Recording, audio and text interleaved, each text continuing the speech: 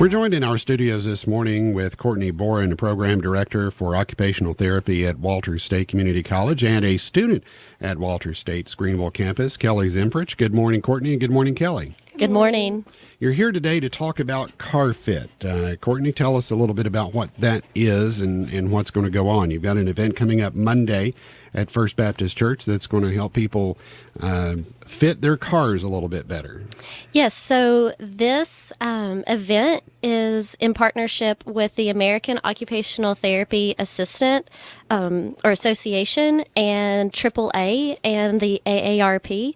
And we will have our students out there as well as some occupational therapy practitioners and a representative from AAA fitting maturing drivers or just really anyone that's unsure if their mirrors are in the best location, if their seat could be in a better position or their steering wheel, help reducing blind spots to make sure everyone is safe on the road.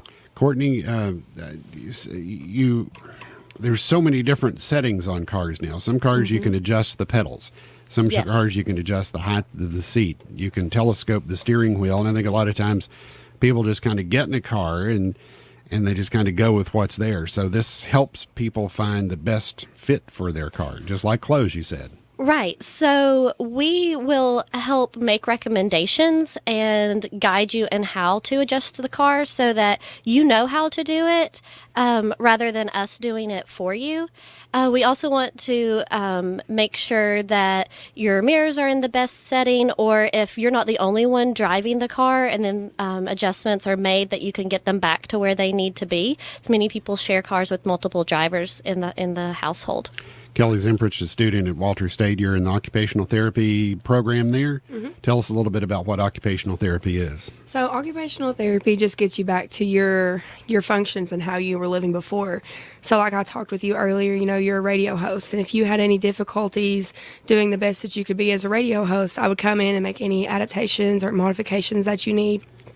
It also goes for anybody, you're having any troubles within your home or even in your work setting. Occupational therapy has a wide diversity of ensuring that they can help anybody out that they need to, whether that's, adapting some equipment, modifying their environment, or just giving some techniques on making sure that they're doing things safely or more efficient. It's not necessarily the result of an injury, is it? I mean, I don't have to have hurt myself to need occupational therapy or anything like that. Correct. Yeah, you could just you could get a referral for occupational therapy, especially more in like an ergonomic setting to prevent work injuries. And there's been plenty of studies that shown you have occupational therapy, especially in a factory setting, you reduce the amount of work injury. So in any setting. So, my body's a lot different than it was when I was 25. Yeah. It's not as easy to bend over and tie my shoes. It's not as easy to reach up. Can you help me figure out ways to do those things? And at any age, from 40 to 50 to 80 to 90 or whatever, you can come up with. We can reach, we help every population and every age range. So when you were talking about, lifting things like you were, because you're not as 22, like you said, first thing I thought of was my first semester in my human movement class, body mechanics. So the first thing that I would address with that is, when you're lifting something up, are you doing the proper body mechanics? Are you lifting correctly? Are you using your legs instead of your back? So any issues that you're facing, we can tackle it on it. So, Courtney, you translate that over to people driving cars, and this isn't a pejorative type of program. It's not something meant to be critical of anybody's driving abilities. It's just meant to, every now and then the sheriff's department has a car seat event where they make sure that the infant car seats are properly restrained. So, you may not know. This has nothing to do with, an 85-year-old person behind a wheel or removing licenses or anything like that. No, it's to help everybody find the best fit for driving. Yes, and the car seat check is a perfect correlation. So this event is completely confidential. We're not reporting this information to anyone. We're just providing this service for the community.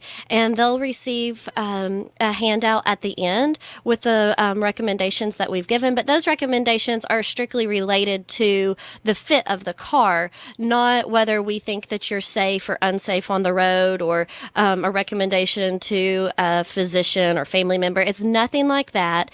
We don't have names or contact information on any of the the handouts that we may have to keep. Of any sort. So there's no risk in, well, they're going to report me and take my license away. That has nothing to do with this program. It's not a driving test. It's not a People won't be driving test. We won't be even asking you to drive for us. You will come up and you will park and stay seated in your car. We'll talk to you through the window and help give those recommendations. And then at the very end, I believe we ask you to get out and walk around the car with the technician that will be helping you, and then we'll give you a goodie bag and our recommendations and send you on your way. Do you know what some of those recommendations are? I mean, what I mean, without, just assume I pulled up. Yeah. What could I be doing wrong in my car? So the biggest thing that I noticed so far, and I even have trouble with myself, is my blind spot. So we have a simple 2-minute test that we do just to check your blind spot. Is your mirror in the best position to eliminate as much blind spot as we can get? And, when we were practicing it a week or two ago, we had some cars that, had a lot of blind spots. So that would be a big thing. Just simple things such as positioning your seat to make sure that you are eye level with the road. Your steering wheel isn't too high or it isn't too low as well. Another safety consideration is the angle of the steering wheel. Yes. So this is something I guess I even hadn't really thought of until I went through the training. You mentioned that their steering wheels are telescopic and that you can change the angle. And if it's at a certain angle and you're sitting down too low, if an airbag deploys, it could be very dangerous, hit your face instead of hitting your chest. And so that is one of the other big safety concerns that we're going to be looking at is where if an airbag deploys, is it going to hit you to keep you safe and not harm you? And then the other safety consideration besides the blind spot is, are you wearing your seatbelt? Because a lot of people, even though it's the law, may not wear it because it's hard to reach due to some arthritis or a shoulder injury, or it's rubbing in the wrong spot.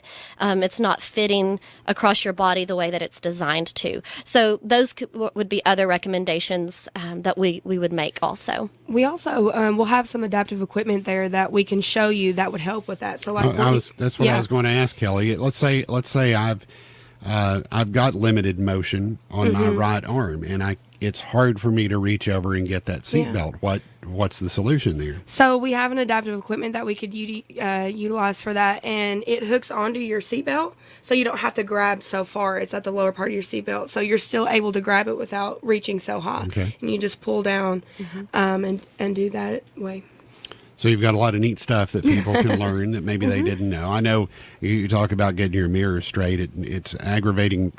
The one reason I'm hesitant to let anybody drive my car is because the first thing they do is mess up my mirrors, and I can't see when I get back in because you want them set just so. That's right. But you need to know what that setting is. Right. Maybe you're not looking at your blind spot as much as you should be. So right. And like I said, we're making the recommendations so that you learn how to do it yourself. We will not be adjusting the settings. We want you to be able to do them so that will carry over and you take that with you. The event is called CarFit. They're going to be having it. Walter State is helping put that on Monday, 10 till 1 at First Baptist Church. There is no charge. You'll just pull up underneath the awning there, as Courtney said, and they'll go through your car, talk to you a little bit, and give you those recommendations. If you want some more information or to make a reservation, you can do that by calling 329-7640, 329-7640.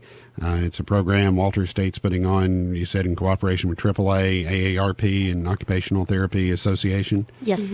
All right. Well, thank you very much, Courtney Boren, the program director of the Occupational Therapy Assistant Program at Walter State, and Kelly Zimperich, a student from Claiborne County who is at Walter State. Kelly, if I ever need occupational therapy, I think you're pretty smart on that. Well, thank you. You definitely come to the best OTAs in the Eastern region for sure. I'll have to look you up. Kelly and Courtney from Walter State talking about CarFit coming up Monday, 10 till 1 at First Baptist Church.